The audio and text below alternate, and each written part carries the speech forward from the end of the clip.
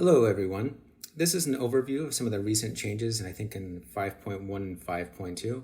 I'll start with some of the earlier ones and then try and go back in time. If you've been following closely, you may have seen some of this already, and some of it is already visible. Speaking of which, the paper doll. This is probably the most obvious change. It's been swapped out or swapped in for the official one, which is not my art and had to go at some point. And so you'll notice some differences. Right? All right. Like the previous one I had, the hands will respond to the presence of hand actuators in the design. So the enforcer has none, he gets no hands. But now lower actuators are also accounted for in the arm shape. So the rifleman's got some cannon arms, but more than that, we've got like four different sizes of cannon arms ranging from stumpy to, well, cannon. So the Locust has some stumpier arms here because it's got, well, basically, this is based on a combination of the kind and caliber of weapon type in the arm, whether or not the unit has no or minimal arms quirk, and then the amount of armor in there. And that's kind of a hard constraint. I can't fit all those dots into a lumpy thing, and I'm not really open to changing the dot pattern at this time. Maybe at the end I'll talk a little bit more about the dots and dot pattern design and things like that, but let's keep moving on.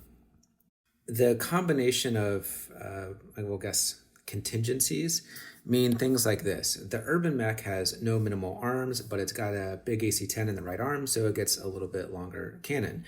If we move up to the AC-20 version, it's going to get a more pronounced cannon. So it's a little bit easier to kind of see the difference between these two variants. Like, oh, wait, okay, AC-20 there, right?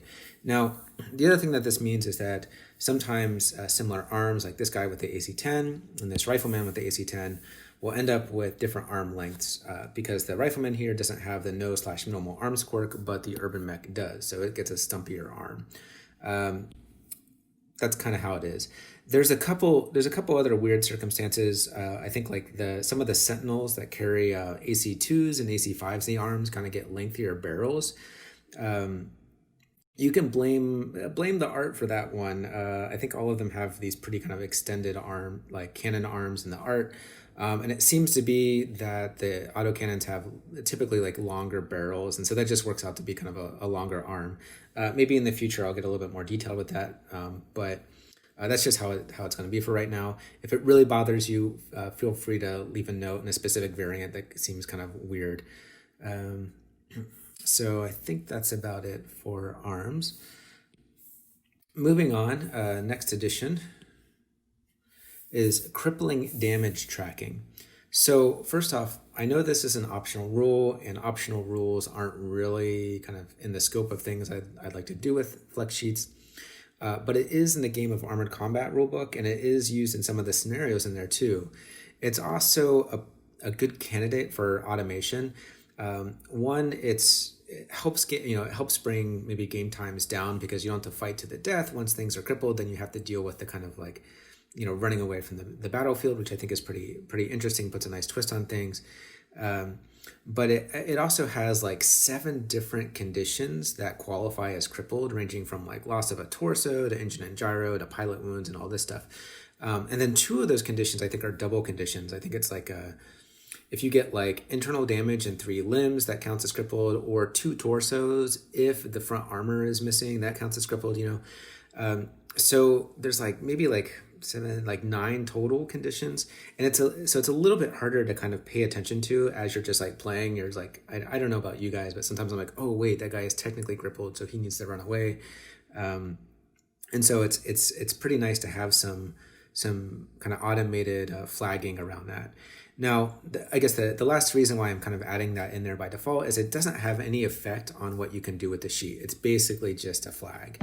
And in the case of new players who are like, what is this? You can touch it and get details, and it will explain, I think you can see this, it'll explain exactly why it's crippled. I think this says a side torso destroyed.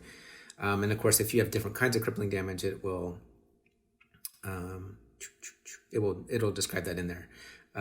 I don't know, maybe it would be better to include all the conditions and then highlight the ones that are satisfied.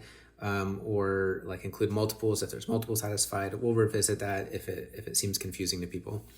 But that's crippling damage. Right now it's on by default and you can't turn it, I guess.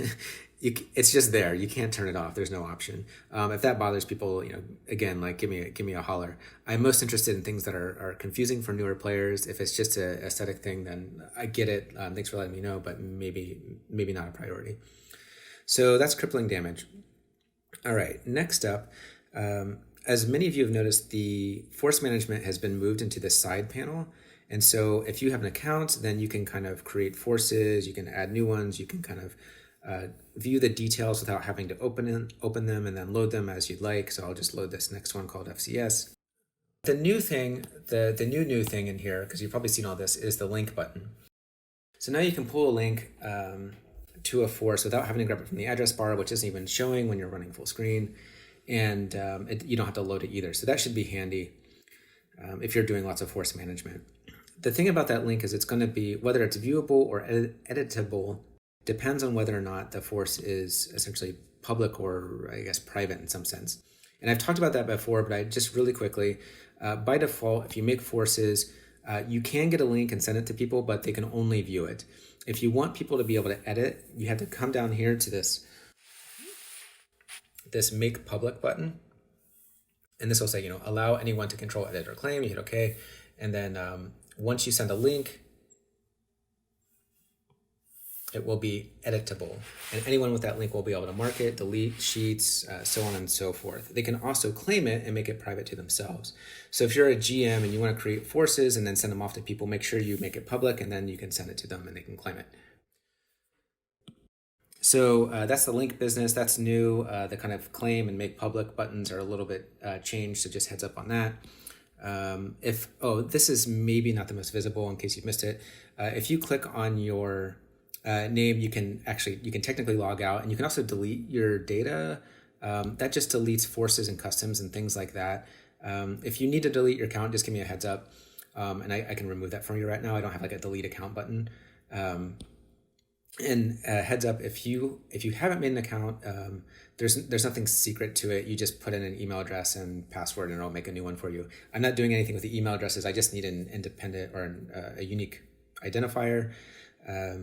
So technically, you don't even need to put in a real email address. I don't put a confirm in there. I probably shouldn't be saying this. But so just heads up, I just need an identifier, personal identifier for that for account making. All right, so that's accounts. Next thing, speaking of FCS, I think this was in 5.1, but I added kind of moderate support for what I call fire control systems, which includes targeting computers, but also Artemis. So any unit that has Artemis will have the Artemis fire control listed up with the inventory item. And that works for, I guess, Artemis 4 and Artemis 5 are both using in there. And then Artemis 4 and Artemis 5 will work as expected. Benefits cluster rolls and in Artemis 5, I think, to hit rolls. Apollo is in there too. So this bothered me for a while. MRMs have a +1 to hit unless they have Apollo. And so now if you have Apollo, it lists the modifier correctly, which I don't know, maybe that's a small thing, but it bothered me. So the fire control systems are, for missile stuff, is in there, except for MMLs. Sorry, that's just a bridge too far right now. But for everything else, it should be listed in there. And then, of course, if you, I guess not of course, but if it's, if you break it, it'll highlight it. And then, as time goes on, it'll just remove it once it's stale damage and then come back, that kind of thing. So that's a fire control system for missiles. For direct fire weapons and targeting computers, it will list it, the TC. If it's a shorter name, it'll try and list out something longer, maybe targeting comp or something like that. It includes the modifier to hit.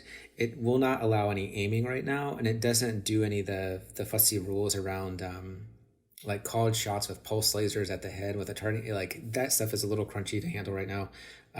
But you get your -1 to hit on the appropriate weapons. And there you go. So hopefully TC is, I don't know, hopefully that's clear enough, or the plus TC. I know it's probably not the best for new players, but new players probably aren't using targeting computers anyway, unless they're into the new clan stuff, in which case they have the rules on that. So that is the fire control system. I'll cut it now. Thanks again for watching if you have, and have a great one.